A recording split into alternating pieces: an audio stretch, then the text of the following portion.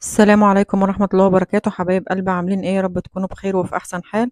صباح الفل على عيونكم. تعالوا نبدأ مع بعض يوم جديد وفيديو جديد ان شاء الله يعجبكم. بس قبل ما نبدأ نقول بسم الله والصلاة والسلام على اشرف خلق الله.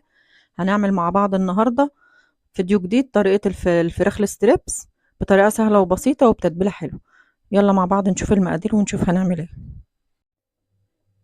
دي بقى معانا مقادير الستريبس اهو. معايا صدور من اللي احنا خزيناهم في فيديو الفراخ قبل كده، ومعايا التوابل الاول. معايا نص معلقه سبع بهارات، دي بتغنينا عن الحبهان المطحون وعن وعن الزعتر وعن الحاجات دي فيها كل حاجه. نص معلقه بابريكا، نص معلقه توم باودر، نص معلقه بصل باودر، وفلفل اسود وكمون وملح. ومعايا بيضه ومعلقه مستردة ومعلقه كاتشب، ومعايا كوبايه دقيق ومعلقتين نشا وعلبتين زبادي، وده كيس لبن نص كيلو. هنحتاج منه، هناخد منه شويه ونسيب الباقي. هنعمل ايه للستريبس؟ خلطه جافه وخلطه سايله.